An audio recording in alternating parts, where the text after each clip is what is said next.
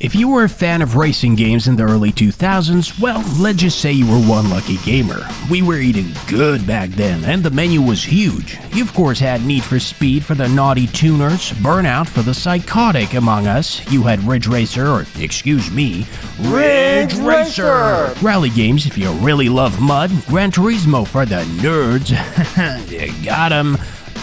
Pursuit Force, Lego Races 2. The point is, we were spoiled to high hell, and in the wake of such prosperity, many a gamer has sadly forgotten about one of the greats. Well, if you ask me what it feels like to be a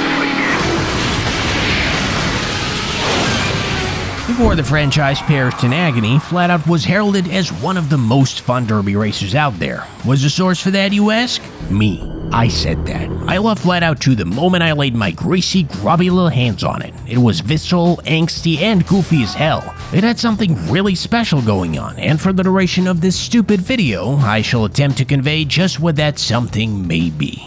You just know FlatOut's gonna be something else the moment you hear Nickelback in the main menu. It's a statement, you know. It says this world you're entering, you're not ready for it. Just gotta create a profile? Nah, it's too obvious. How about Gas Guzzler?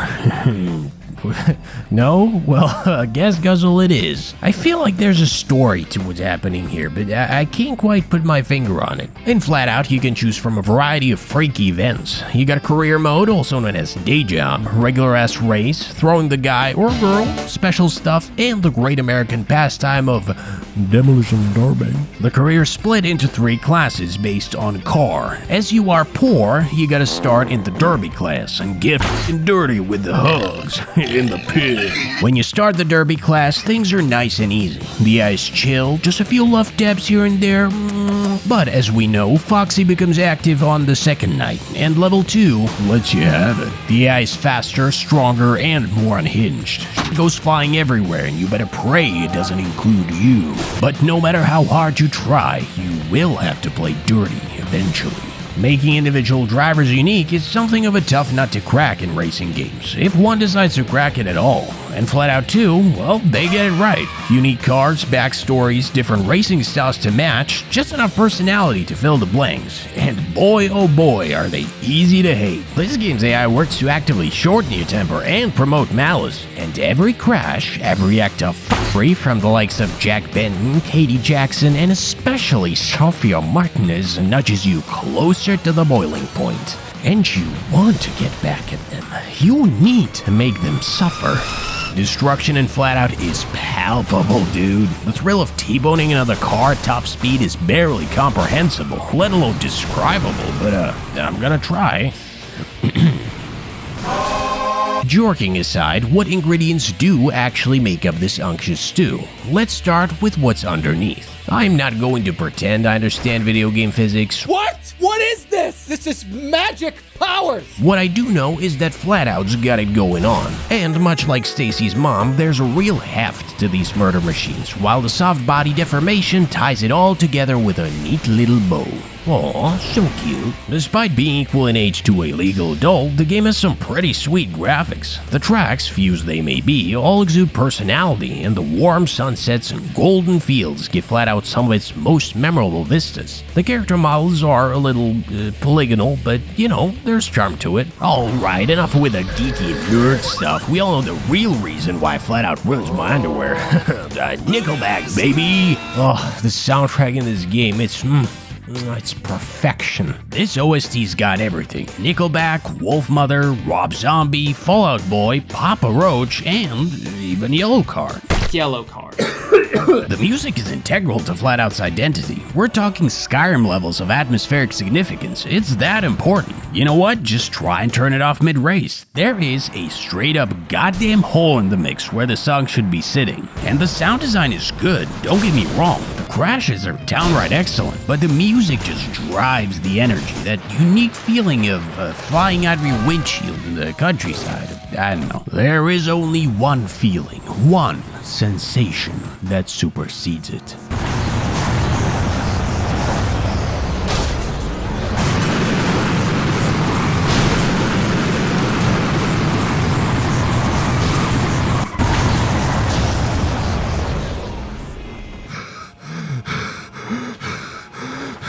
The nitro in FlatOut, you can feel it in your freaking chest. The sound cuts through the noise like you wouldn't believe. And the visual warp, dude, don't even. Use just a voice, pal. You don't know a damn thing about racing.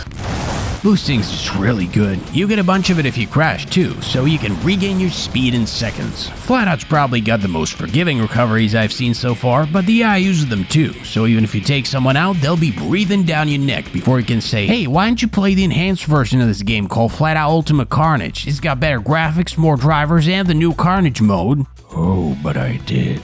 I did not like it. I don't want to spend too much time on this, because listen, if you like it, that's cool, but this is not an improvement in my book. What's with the UI? Why did they change the driving? What's with the color grading? Where's the atmospheric lighting? I can't hear anything. What is this music? You know, this whole thing feels like some sort of a mod overhaul showcase. Like I installed 200 plus mods for FlatOut 2 and now everyone has realistic reflections. I wanna my graphics card. Alright, that's enough. Back to the main plot. A few cups later, you'll have enough cash to upgrade your ride, which you will need to do, otherwise you'll be left in the dust, skillful or not. Speaking of skill, stunts, do they require it? I don't know. Some of them are easy as hell, while others seem to operate in some form of gas magic. Simply put, you gotta launch your driver based on the event's rules. Lots of them are pretty clever and dare I say fun, but me was I tearing my hair out on the select few. Luckily, you can have plenty of fun just seeing a guy break his bones.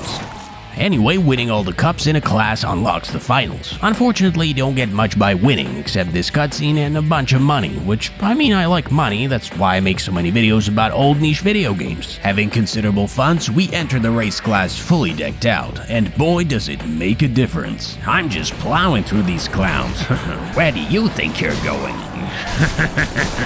Apart from the stunts, FlatOut's also got special tracks like figure eights, speedways, and this goddamn hallway of mayhem. They're a welcome change, but I do wish they were a bit more creative with their gimmicks. Last but not least on the activity roster are demolition derbies. These function how you'd expect. You have to balance going on the offense and evading damage, the weight and strength stats being especially valuable here. Different feats score different points, and staying proactive is the key to victory. One thing I will give Ultimate Carnage is that its derby power-ups do help with the pace, but at the cost of thematic coherence. Personally, I still enjoy FlatOut 2's derby the most, because it rewards calculated risk and working with what you got. Oh my god, can you believe this guy? Calculated risk? I don't care about geometry, I want to wreck some yeah! Race finals were a walk in the park. Now it's time to take to the streets. Out of my way, losers. I'm going for the gold, and none of you can do a damn thing about it. Street class is when the gloves really come off. Everyone's going so fast they're getting wrecked all the goddamn time. At this point in the game, the lack of track variety starts to become apparent, accentuated by the length of some of the individual races. Like at some point you have to ask yourself, is it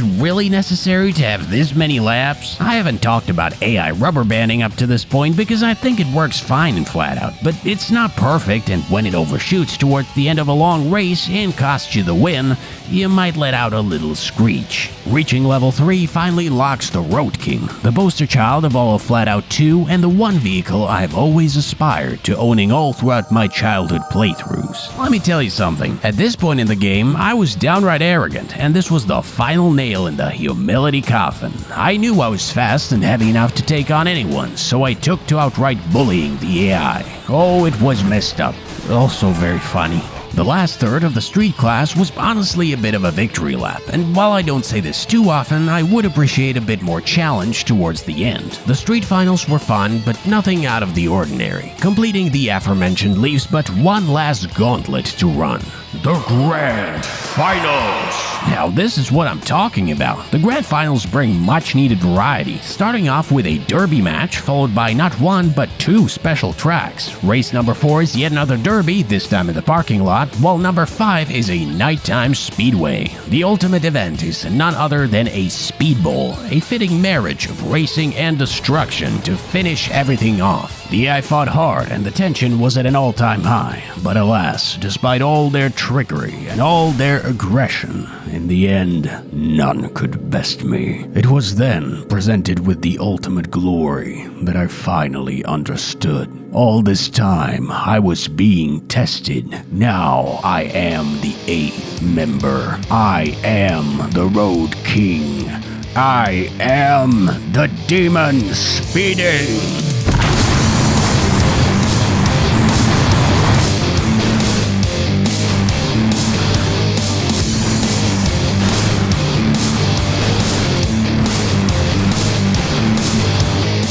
Or something like that. I don't know. Hey, hope you liked the video. Here's another one. And if you like my work, check out the special stuff on Patreon, like all these wonderful folks already did. Like how fast they are. That's it, and I'll smell you later.